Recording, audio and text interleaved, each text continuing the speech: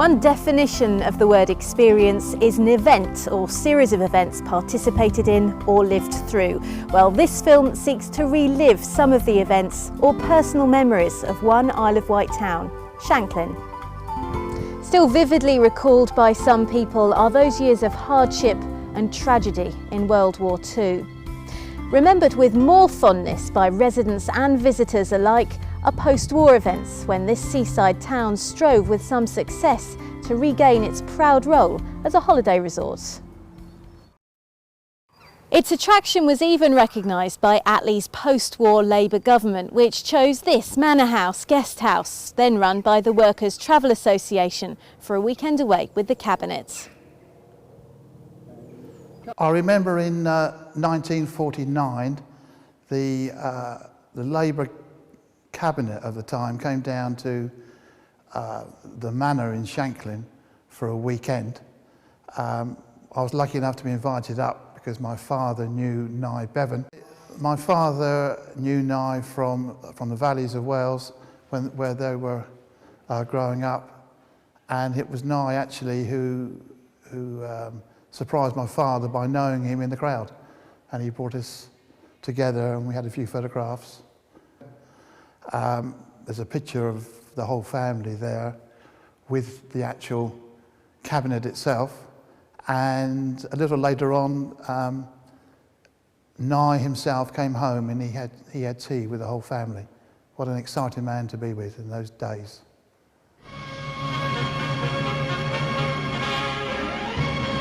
Shanklin is the scene of the year's big political mystery, what's brewing at the old manor house. The 17th century mansion, now a Workers' Travel Association guest house, is under police guard as a Pathé cameraman takes these pictures of Labour's secret conference. Ministers and party chiefs are in holiday mood. Herbert Morrison's there, and Noel Baker, Commonwealth Secretary, Scotland's Arthur Woodburn, and Party Secretary Morgan Phillips. And now in Bevan's, a picture of nationalised health. Returning from Shanklin's village church, we spot Sir Stafford Cripps, who's rumoured to be cutting prices. Before getting down to business, the Ministers of Labour and Education enjoy the climate in the manor grounds. Manny Shinwell prefers to be alone. Dr. Summerskill, casting bread on troubled waters, still can't tell butter from Marge.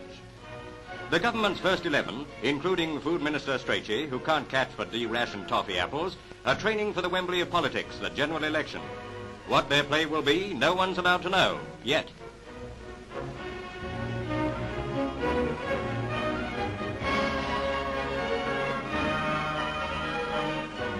While Britain looks on, ministers are joined by Foreign Secretary Ernest Bevin before the secret session begins.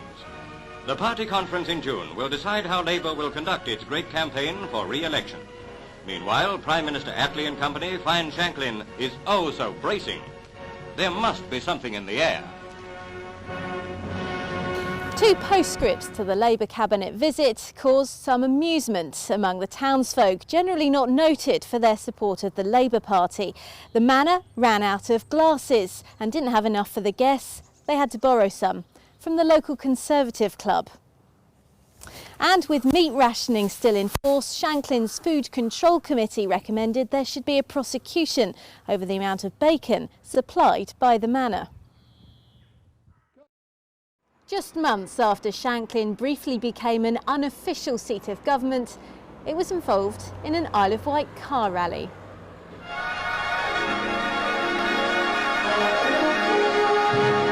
Arriving at Cowes for the last stage of the first rally ever held in the Isle of Wight, more than 90 cars approached the real business of the competition.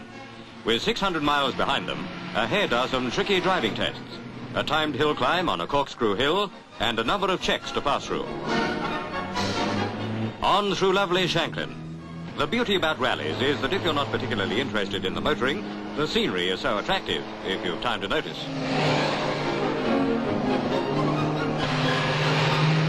Cars are standard road models.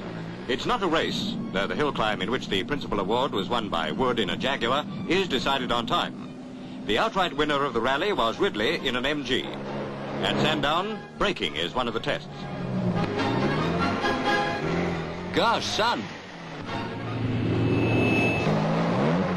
As a test of the reliability of a car, rallies help to build the car of your dreams. It's just unfortunate that for most of us, so far as cars are concerned, Britain these days has become the Isle of Wight.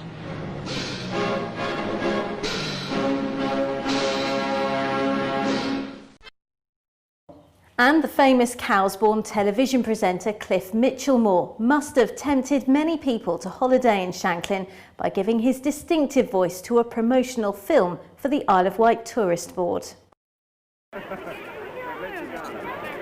The sun shines longer in the Isle of Wight than anywhere else in Great Britain.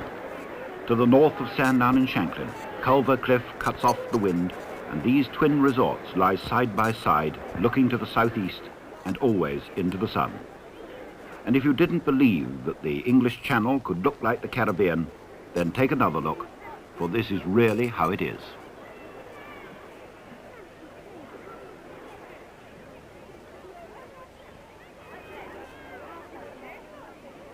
No need to exert yourself unduly. At Shanklin, they even provide a lift to take you down the cliff side. But no wise man would pick sides between Shanklin and Sandown. The sand is golden, the water is warm, the bathing is safe for everybody. Don't do anything. Just sit there or float or paddle or swim or soak in that sunshine. The sands you lie on and throw away all the cares of your working year stretch for several miles through Sandown Bay. And it's clean sand, fine golden sand, warmed through by months of sunshine, washed by the cleanest, bluest water you could wish for.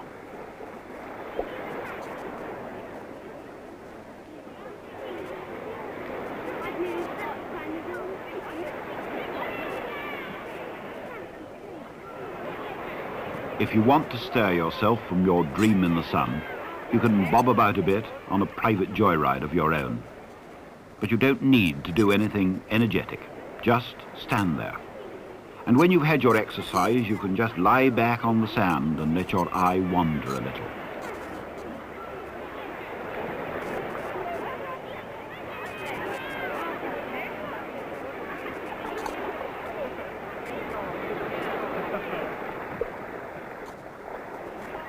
There's always something to look at. They have so much sun in Shanklin and Sandown that you may find it a pleasant change to cool off in Shanklin Chine nearby, a huge wooded cleft in the hills where the trees run down to the sea. And while in Shanklin, stroll around the old village where the thatched roofs and the half-timbered walls lie quietly in the sunshine as they have done for centuries, before seaside holidays were ever dreamed of.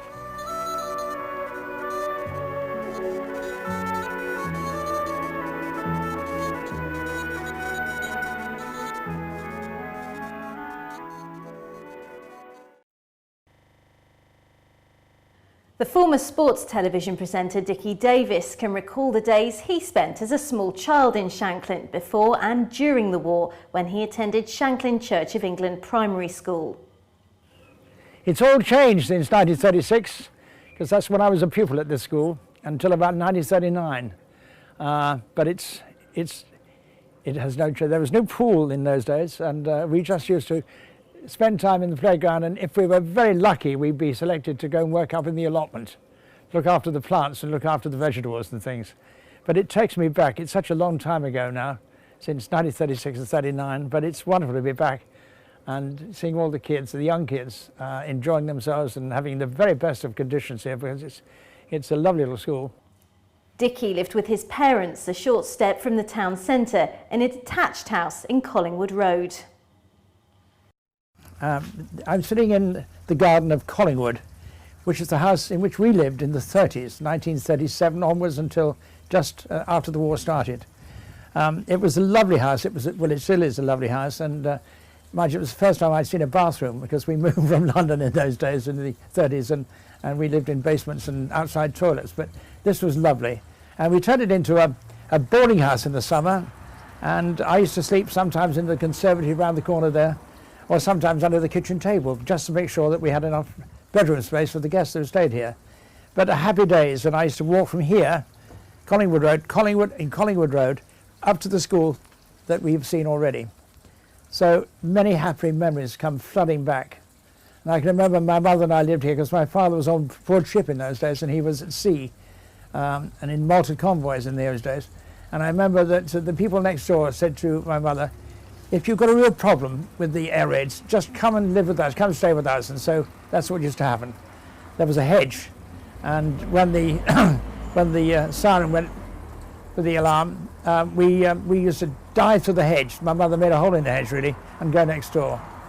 And then the all clear would sound, and then we were back in. And my brother, he was so nervous in those days, and so really it was in, I think, late 40 or 41 that we left Collingwood to go back on the mainland.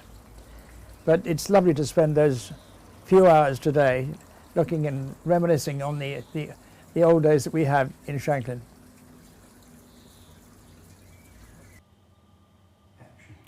A long annual tradition in the town is the carnival, as we can see with this news film made in the summer of 1939, just months before the outbreak of war. At the Isle of Wight's famous summer resort, anybody who is anybody is out to welcome this year's Carnival Queen, Miss Kay Rayner. And Kay is to be crowned by the island's oldest inhabitant, aged 79.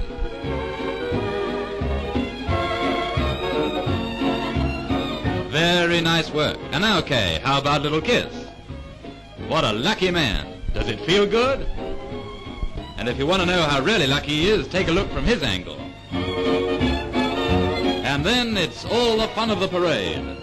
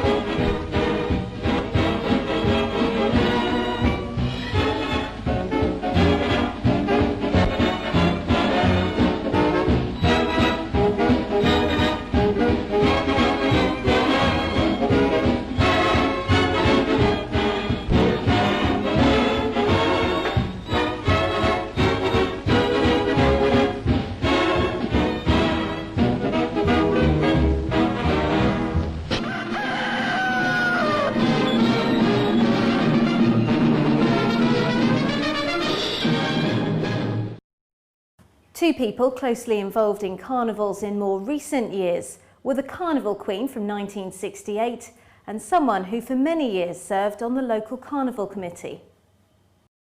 19 years old, and I was talked into entering Shanklin Carnival Queen by Anne Carter, who was a well-known local beauty queen.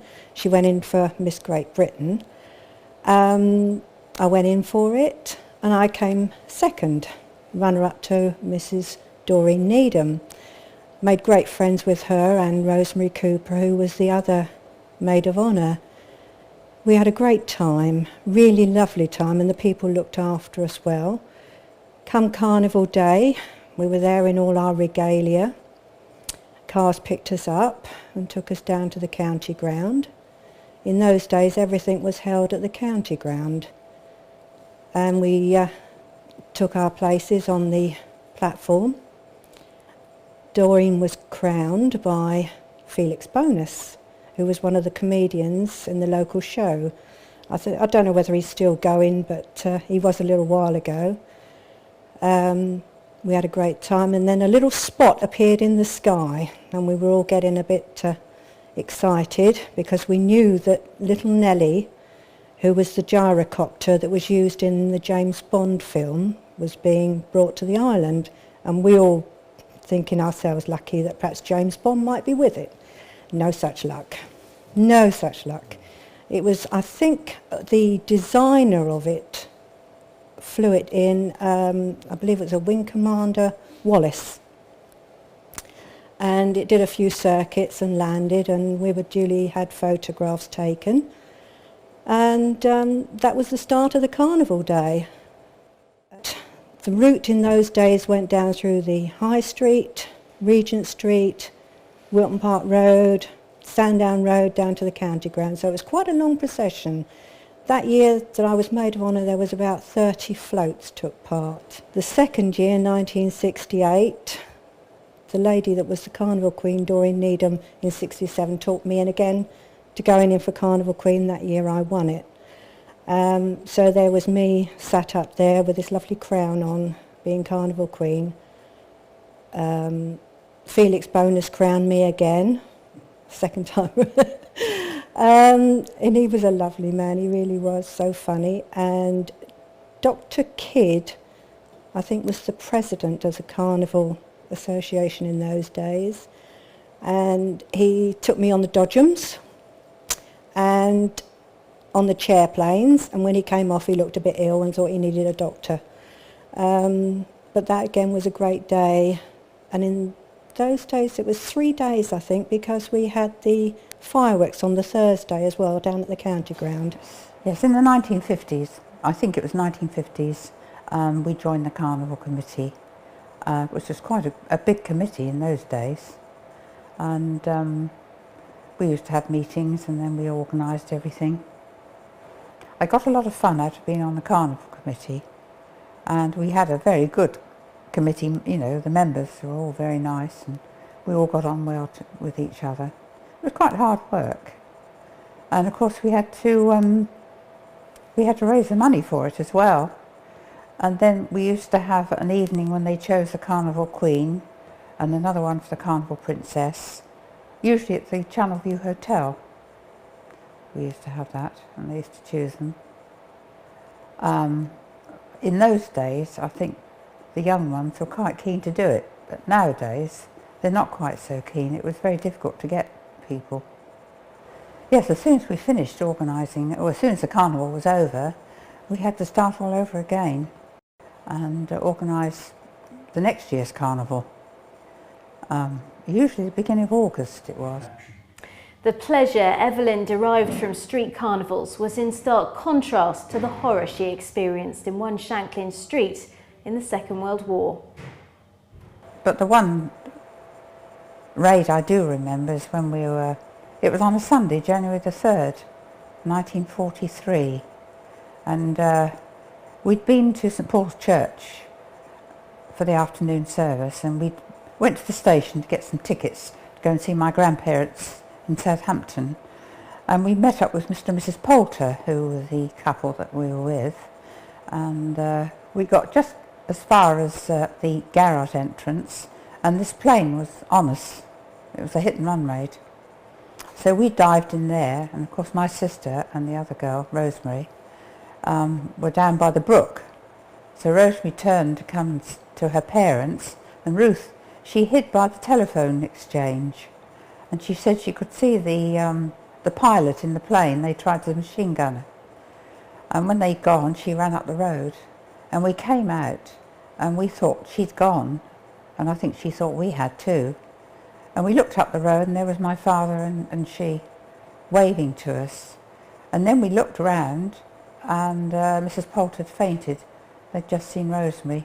She'd been blown over the fence and killed by the blast.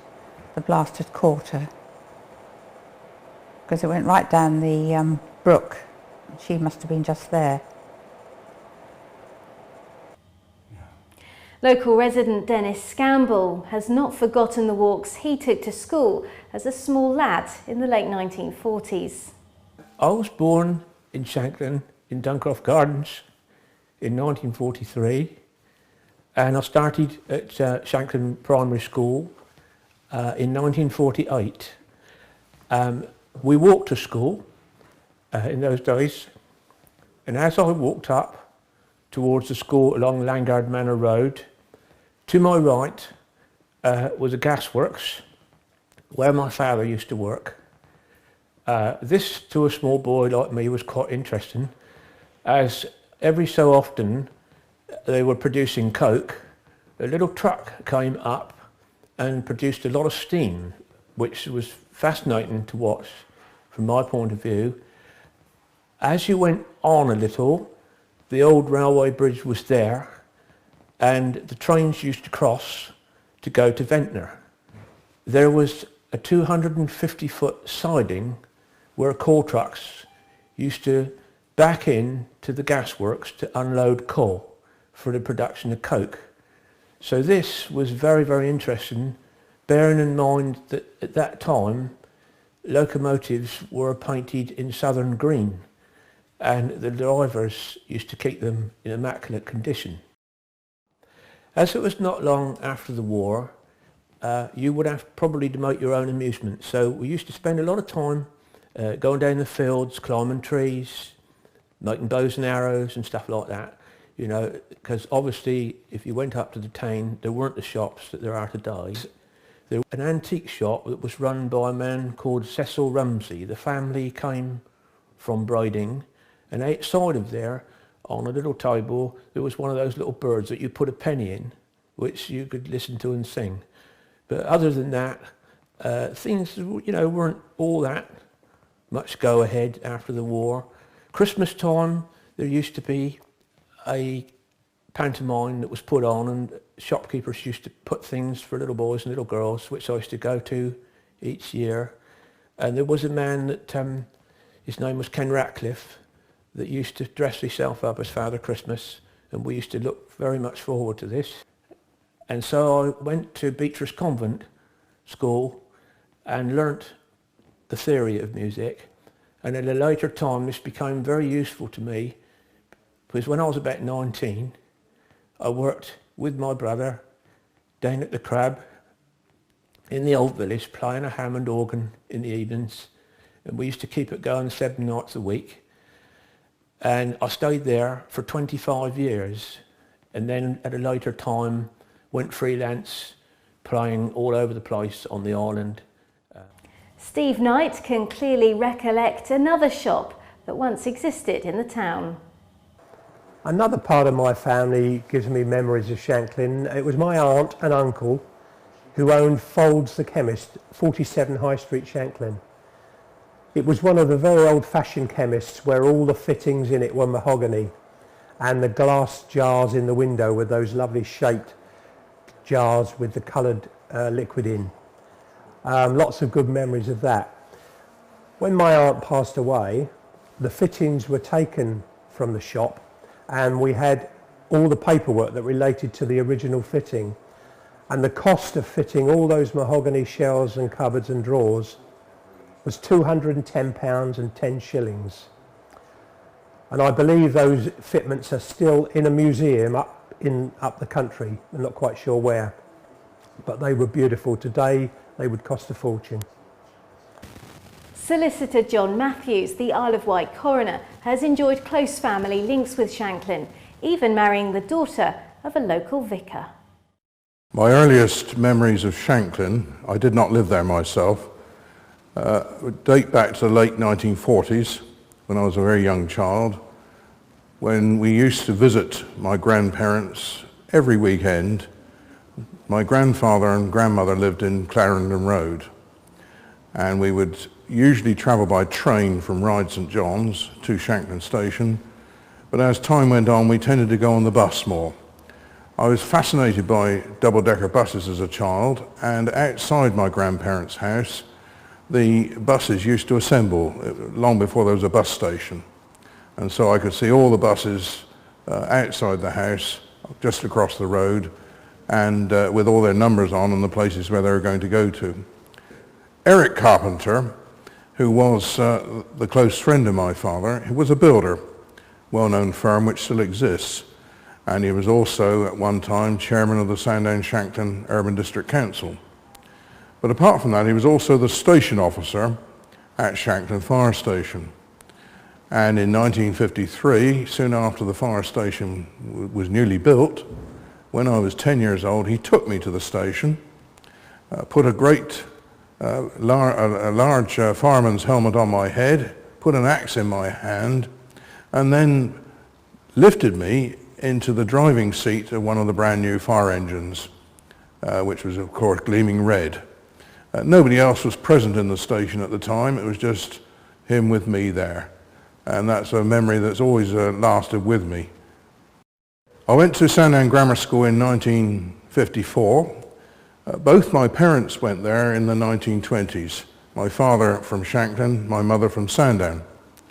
And so when I was at school, there were quite a number of children with me in my intake whose parents were at the same school 30 years before. And of course a large number of the children at Sandown Grammar School would have come from Shanklin. It was the local grammar school. It served a catchment area from Ryde to Ventnor, but Shanklin and Sandown were probably where most of the children came from. My closest friend at school was Peter Scott, who lived in Green Lane, and his family were members of St Paul's Shanklin, where my grandmother went after she was widowed. And incidentally, Eric Carpenter was the church warden. In 1953, a new vicar arrived, the Reverend Leslie James Todd, with his wife and 2 daughters, and settled in a new purpose-built vicarage because the vicarage had been bombed during the war. When I was about 17, went into the choir occasionally because I had a girlfriend in the choir as well, and Peter was in the choir, so I often sang in that choir. Mr. Todd left St Paul's Shanklin in 1963, and some years later, in 1968, I married his younger daughter, Stephanie. Brian Scoville is an islander who became a top sports writer for the Daily Sketch and the Daily Mail, covering football and cricket matches in 88 countries. He's written 25 books, the latest his autobiography. Born at St Lawrence, he first wrote for Ventnor's Isle of Wight Mercury while still at school, and later was a full-time reporter on Shanklin's Guardian. In his long Fleet Street career, he rubbed shoulders with all the top sports personalities, plus prime ministers and even Princess Diana. I got a tip-off that The Guardian was looking for a successor to Bill Miller, their young reporter, who was just been appointed a job in the Boston Globe, I think. And so I went to see the editor of the Isle of Wight Guardian, Gordon Saunders, who was a rather tall, thin, not a friendly man, but he looked at my cuttings and said, "Oh well, you've obviously got a lot of potential." So they signed me up on a 4-year contract, which at the time I thought was a good move, but later on, of course, after a couple of years, you want to move on. But it was a tremendous experience because I'd be there working all day long and night, and the paper, I would imagine it's about 8,000 words each edition, and I was probably knocking out about 5,000 myself. I used to go to this one at Shanklin Theatre, to their shows, the one at Sandown. I reported on the lift here when it was open. Met a lot of stars here. Tommy Trinder, the chairman of Fulham, who I later got to know quite well because he loved having a chat. Well, most Mondays I would spend a lot of time sitting in the Shanklin Pier Theatre watching Sheila Hancock and her husband Alec Ross, and I used to interview them. She was a very nice lady, and she was almost as young as me, I think. But she had this great sort of stature, and actually I didn't know that she'd come from the Isle of Wight until recently. Brian's lifelong love of cricket not only manifests itself by watching the game, but also playing it, despite some occasional disasters at the crease. While on The Guardian, Brian played for Shanklin Cricket Club in the annual Cricket Week. I used to, well, the ground was tennis courts before, and where the pitch, there's a sort of rise 11 yards behind. So I used to, because with a stiff leg, you don't want to walk going down a sudden slope. So I had to start my run from the 11-yard mark. And really, when I was bowling reasonably quick in those days, 11 yards was not really quick long enough for a run. But it suited me, and I can't remember who it was, but one of the Hampshire players told me how to hold the ball for a swing. And actually Roy Marshall, I played against him at Shanklin at one of these charity games, and he was one of the great players, Roy Marshall. If he'd been playing for England, he'd be an absolute star. And he opened the batting in this game, and the first ball, it was slightly wet, the pitch, and it pitched sort of middle and off and swung in and then left him. Really good ball. And Roy Marshall shouted out, "Well bowled, sir. Son." Anyway, the next ball hit like a rocket, And the next over, he hammered me all over the place, but it was a big thrill to get the ball past the bat of such a great player. In 1956, after Jim Laker took 19 wickets at Old Trafford, I used to listen to the commentaries, and I discovered from, I think it was someone who knew someone of the staff at the Cliff Tops, as it was then known, and he said, "Oh, Jim Laker's here, staying a quiet holiday to get away from the fuss." So I went round to see Jim Laker and his wife Lily, who was a very nice Austrian lady. But when I arrived at the Clifftop Hotel, I thought he might not want to speak. So I approached him and said who I was and whatever. And actually he's a decent bloke, Jim, typical Yorkshireman, laconic, very laconic. So we sat down and I just spent about 10 or 15 minutes with him, but he said that he didn't want the whole of Fleet Street chasing him, and so we wrote a little piece there, England's hero spends a few days in Shanklin, and it wasn't really blown up at all. It should have been, but... Anxious to eventually further his career off the island, Brian wrote to no fewer than 150 regional newspapers. The Wolverhampton Express and Star, they wanted me, so I left the Guardian here, this paradise, to the Black Country in Wolverhampton, and it was a bit of a shock, I can tell you. But again, it was a very good experience, and well, I was very lucky that I met some really good guys working with and against me in Shanklin for the local paper. Lou Grant was one who died not so long ago at Sandown, and we used to go to these matches, and he used to go by bike, and he was one of these guys who would check everything 10 times. And they were very lucky in this part of the world to have someone like him to spend all that time working for so many years. And Ted Findon, who was the editor of the Chronicle, a brilliant, lively guy who was good for the game as well. And there was a lady called Joan Dodds, who was the daughter of the editor, Gordon Saunders. She was the news editor, lovely lady. She let me do what I like, basically, under no restraints at all. And it was a good experience to work in this sort of area, where a great place to go, meeting all these famous people, and it enabled me to play a lot of sport as well. Well, one of my best friends is Maurice Leopard, because I first met him at Ventnor when we played table tennis, and I was the secretary of table tennis, and I was secretary of the tennis club as well, and we used to travel all over the island playing in these tournaments, and he was very keen. He wanted to go to Fleet Street as well, but he joined a paper in Hampshire, I think, and his roots were very deep here in the Isle of Wight, and he wanted to come back and work for the county press. And he was a good loyal servant, a good man, and he still does odd bits. He's quite a good wicketkeeper as well. His brother was even better. The biggest single post-war event came in 1965, when the Queen and the Duke of Edinburgh paid an official visit to the Isle of Wight.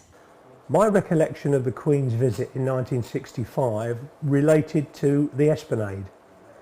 My mum and dad had a cafe on Hope Beach called Journey's End, where we all worked. And when we knew that the Queen's visit was due, we closed the cafe, and as there was no one else on the beach because everyone was looking for the Queen, and we walked along to the lift to watch the royal procession, as it were, come down, to watch the games, and it was all very interesting. One of my recollections was the beautiful toilets that were erected for the Queen's visit, which apparently were never used. Unfortunately, they didn't leave them there, and I think we could do with them about now, as the council are busily closing toilets. 1965, we had the Queen's visit to the island. She came over to install Earl Mountbatten as the governor of the island, and it was a visit to Shanklin, which was greatly anticipated in those days. I worked in Mapes, the cake shop in Regent Street. She came to Shanklin in the afternoon, so we had to sort of quickly shut the shop, and I think all the other shops in Regent Street did the same thing, because I remember a lot of us shop workers and girls all belting up Regent Street down to the Old Village to watch the Queen come through from Ventnor. She came up through the Old Village and turned into Chine Avenue. I do remember how lovely she looked, almost illuminated. She had a lovely coral pink coat and hat on, and the top of the car had like a sunshine roof, so we could all see her well, and she was beautiful, and we all remarked on what a lovely, lovely skin she had. But she whizzed past us and she was gone in a second, and then she went onto the lift at Shanklin and down onto the front. Shanklin was the next place to be honoured by the royal visitors, and the bright holiday town, with its twin resort, Sandown, a little way along the coast, must have been almost praying that they'd be able to live up to their famous sunshine record. Since the installation ceremony at Carisbrooke Castle in the morning, the Queen had been attended by Earl Mountbatten in his new capacity as governor. It was, as everyone agreed, the happiest possible first official duty that he could have performed in the island. At Shanklin, the royal visitors were received at the entrance to the top of the lift, which carries people up and down the cliff continuously for 15 hours a day in the summer season. Today, the Queen was to make a descent that's been experienced by thousands of holidaymakers. For Earl Mountbatten, Shanklin is a place of great significance. It was here that Pluto, the famous pipeline under the ocean, entered the sea to pump fuel supplies to the Allied invasion forces as they started fighting their way back into Europe after the D-Day landings.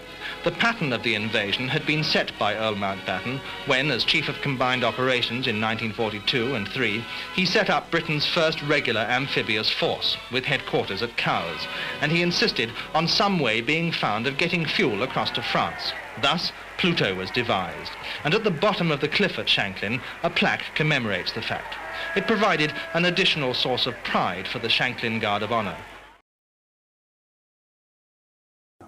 And what about this place, Shanklin Theatre? Comedy actor Melvin Hayes, who's made his home on the island, is no stranger, having performed at a stage version of the popular TV series It Ain't Our Fault, Mum. Do you know, my memories of working in this theatre are amazing. Nothing's changed, absolutely nothing. I mean, the empty teacups are still there. No, not seriously. It was a very nostalgic feeling because came by here today and there's people wandering into the theatre. It's an open day here, and to see the faces of people, elderly people, who obviously, when we were here 30 years ago, Windsor Davis and I were here 30 years ago, there's the picture there, and to see these people, they probably came here as kids, but, and I remember, and while I was here, I thought one day I'm going to come back to this island because I'd like to live here, and it's so nice to think that we've got a theatre that now is on its feet again and it's on its way up. Fabulous. Funny enough, the show we did here that summer, those 30 years ago, Sink or Swim. And at the time, Windsor and I, we were doing It Ain't Our Fault, Mum, travelling backwards every day, getting up 6 o'clock in the morning, getting the hovercraft over, going up, rehearsing in London, leaving London 4 o'clock, getting here for the evening show. It ain't our fault, Mum. And your local reporter here, I remember, must have hated the show, because he said his headline was, It Ain't Half Rot, Mum. Wonderful comic with us called Frank Marlborough, who was a very funny man. I don't remember a lot about the show. All I remember that it was very, very clean. I mean, the rudest line in the entire show was when Matron says to Windsor, as we arrive at this health clinic, and he says, she says, how do you do? I haven't had the pleasure. And Windsor says, neither have I. We did 9 weeks here at this theatre, 9 weeks 30 years ago, and booked to come here during that same time, I suppose, following us or before us. Normal Wisdom was booked to do a month. Frankie Howard was booked to do a month. Leslie Crowther was booked to do a month. Nowadays, I don't know, people can't fill theatres for one night maybe, but to sort of do one season of 3, it doesn't happen anymore. I mean, there used to be the wonderful show on at Sandown on the pier there. I remember that. It's a shame. I live in Ryde, very near a theatre there, and that's all closed down. So it is very exciting to see this place open. And what I'd love to see is the people coming here for the one-nighters. I mean, Joe Brown. I mean, wonderful. There's a picture of Joe Brown coming to this theatre. I've never seen such a tired-looking man. And I look down the list of these one nights he's doing, and there's thousands of them all over the country. But he's worth a visit. At the same time, it's Elaine Mum, and I can tell you a true story. There was this show that he was involved in writing, and it was called Some Mothers Do Have 'Em. And people used to get the titles mixed up. You know, Elaine Mum, Some Mothers Do Have 'Em. And a woman actually said to me, I love that show of yours. Some mothers don't half like it hot. The well-respected actress Sheila Hancock was born at Blackgang, where her parents ran a pub. She has rather mixed memories of performing in rep at Shanklin, as she explained when opening a local art festival. Many years later, at the beginning of my acting career, I worked at the Shanklin Town Hall. I did 2 seasons with Barry O'Brien's rep in the 50s. And we did terrible Agatha Christie's and farces and things like that. And I remember it was a frightfully dreary place. It really was. When you came over in that ferry, you really felt as though that was the end of your life. I mean, there was one ferry at that time. It went backwards and forwards, and I think it was only about 3 a day. Is there anyone as old as me here? I don't think there is. But anyway, it was pretty dreary. And I remember, for instance, there was a watch committee. That takes us all back. The watch committee had to keep an eye on the morals of the place. Somebody's nodding, he remembers. And this watch committee, I remember, insisted we had some front of house pictures, and guns had to be concealed. You had to put a bit of sticking plaster over guns, because that was considered too dangerous. And I remember the head of our company, the director, got a letter from the watch committee saying, would Miss Hancock refrain from wearing shorts in the high street? I promise you, I had these short shorts and I had to start wearing them. That's what it was like in Shanklin in those days. And I remember actors always liked to have a drink after the show, and of course there was nowhere open except, and I'm now going to give the secret away, Daishies. Used to stay open after hours, and all the people that worked in the profession used to go to Daishies and get absolutely high-eyed.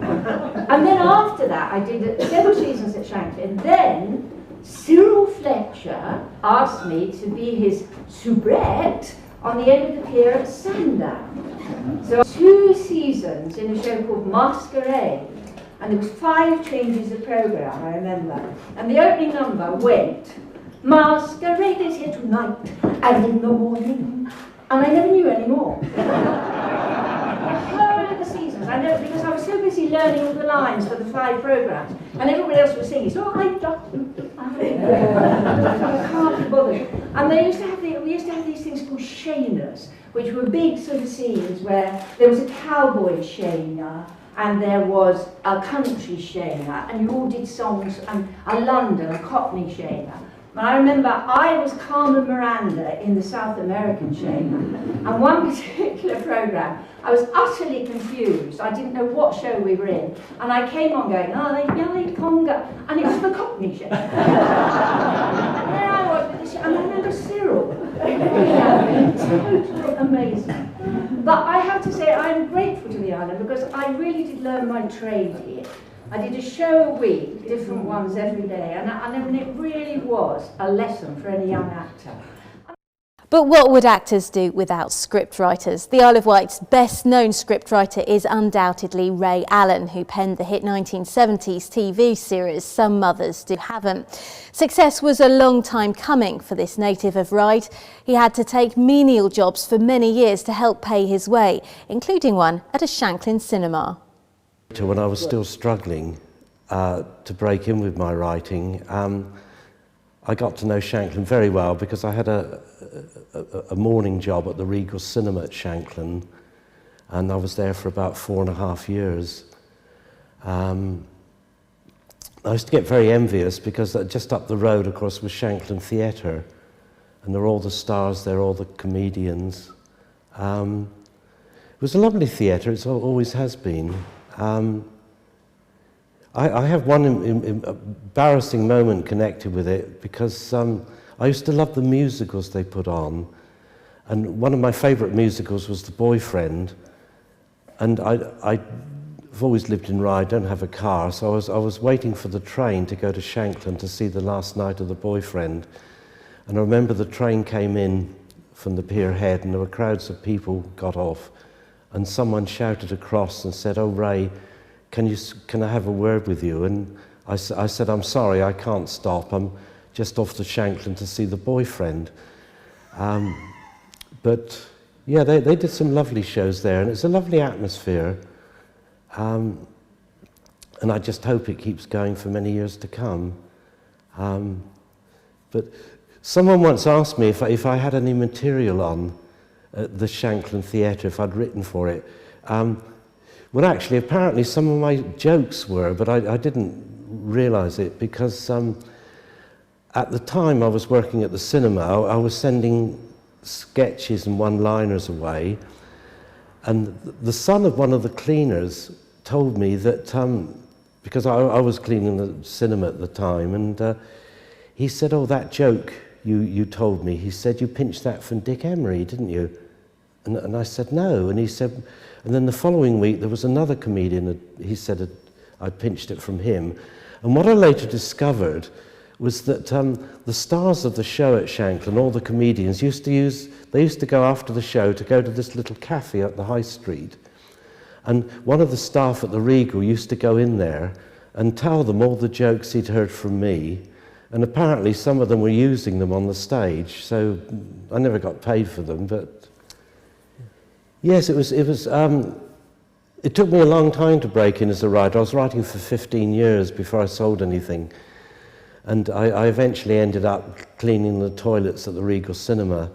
And then one morning, I got this letter, and it said, you know, the BBC want to see you about the latest script you've sent in. It was quite strange, really, because I then, of course, I didn't have a phone at home, and I didn't like to use the one in the cinema, so I had to go down to the call box where the bus station was and phone up the BBC from there. And I actually stayed on at the Regal for about a year after I sold my first script. I was commissioned to write 6 more. It was the first script was about a young couple called Frank and Betty Spencer, and they said, "Would you do 6 more?" And they said, remember they said to me, they said, "There's no rush for these, so you know, don't give up your career." They said, "Obviously you have a job, so don't give it up, just carry on writing part-time." And then one of them said, "Oh, by the way, what do you actually do?" Well, I told them at the BBC that I was working for the film industry, whereas in fact I was cleaning the toilets at the cinema. And then this producer said he wanted to contact me about some work, and he asked me for my phone number, and of course I didn't have a phone. And so I told him, I said, "You can always contact me at the Regal at Shanklin." And he thought it was a luxury hotel where I went for coffee. And I said to the staff, if anyone phones asking for me, don't tell them what I do. And a couple of days later there was a call for me, and when I answered it, this man said, "Oh, I'd like to arrange a meeting in London. I wanted to know if you were still interested in doing some more work." And he said, "By the way, before you hang up, could you put me through to the manager?" And I said, "Why? What do you want to talk to him about?" And he said, "Well, the receptionist that answered the phone was very offensive, very rude." He said, "And I'm going to complain." And he said, "I phoned up and I said, is Mr. Raymond Allen, the film writer and television star there?" And she said, "Oh yes, he's always here about this time." And he said, "Well, could you page him for me?" And she said, could you phone back in 10 minutes, she said, because he's just mopping out the gents." And he said, and I was quite stunned, he said, "Look, what exactly is the Regal?" And I said, "Well, it's a cinema." And he said, "Well, do you really mop out the gents?" And I said, "Yes, but I'm getting material for a script. I'm doing it for a script." And he said, "How long have you been there?"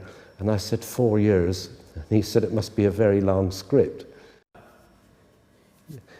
I've always liked Shanklin. I think it's one of the most attractive seaside towns on the island, and I've been coming here for years. Shanklin has sort of changed over the years. I remember when I was working at the Regal, they still had Upper Chine School. It was a very famous girls' school, and all the girls would regularly come into the cinema trying to see if they could have any cinema posters to put up in their rooms. But basically, I think Shanklin's one of the towns on the island that has remained basically the same. I remember every morning, my first job when I was working at Shanklin was to clean the steps of the cinema, and I'd stand there and look down Regent Street, and it is a lovely place.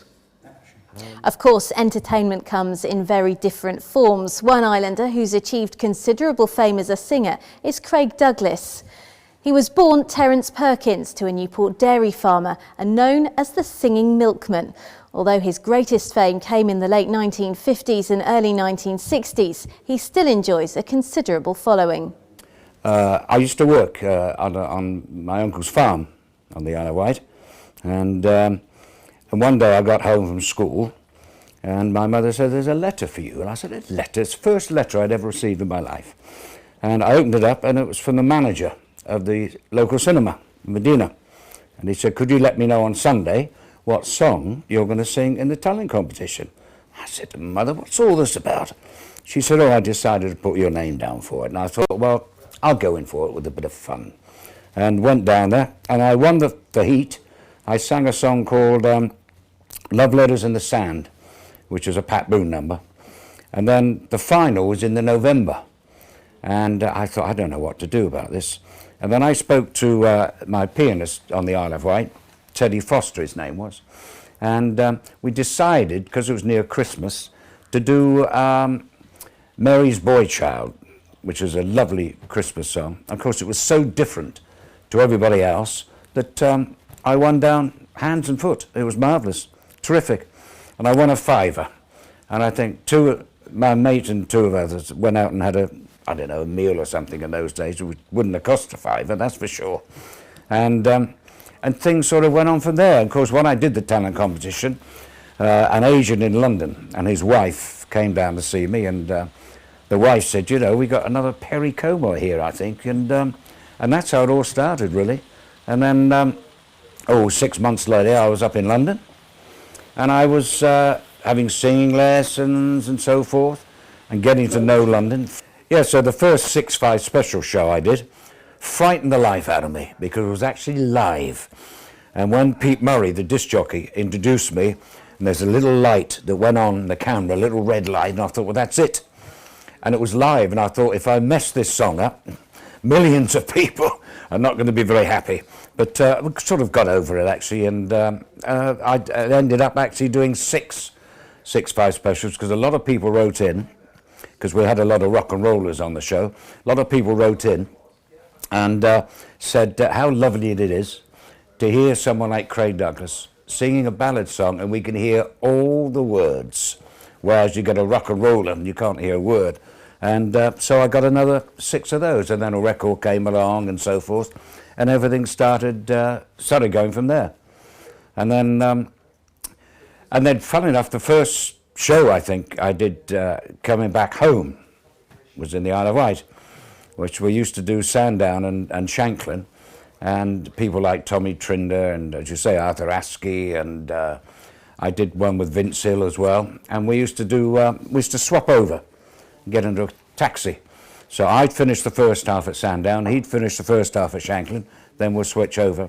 And it was good fun, actually. They were always on a Sunday, because it was a Sunday concert.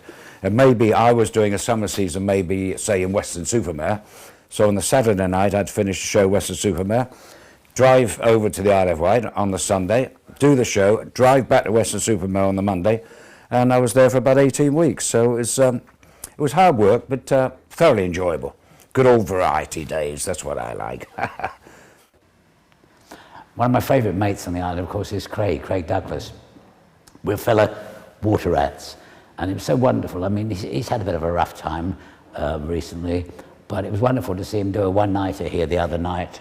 And if we can, I mean, bless him, Craig, I first worked with him in pantomime about 300 years ago, I played the dame and he played the good-looking prince. And he's still good-looking and I'm still playing dames, but there you go. My first sight of Craig Douglas was in the late 50s, and I was quite surprised to see him because I'd seen him in a talent show at Ryde, and I think a couple of days later I saw him in Newport. He was delivering the milk, and I had no, you know, he was a wonderful singer, but it was lovely that he went on to such great success. I could find many superlatives to describe Shanklin, but let's leave the final words to Craig and Melvin. Yeah, I've always liked Shanklin. I mean, Ventnor's okay, but it's very hilly, especially at my age now, that's for sure. But Shanklin, it's got a nice atmosphere about it, I think. Like most of the places around the Isle of Wight, surrounded by water, on the beaches and so forth, I think it's terrific, wonderful. Now, we came over to the island because we foster children, and it's so nice to come to a place where strangers say, hello, how are you? You know, I mean, in London they do that, but they're picking your pocket at the same time. And what I like about the fact is, I love the winter here, because I've got a little dog. A Frischambris, is it? I don't know, is that what they call them? Yeah, and I walk along the seafront, and you don't see anybody. Nobody, it's wonderful. Then in the summer there's millions of people packed. Maybe one day I'll come and play here, do a one-nighter here. That'd be nice, wouldn't it? Cheers.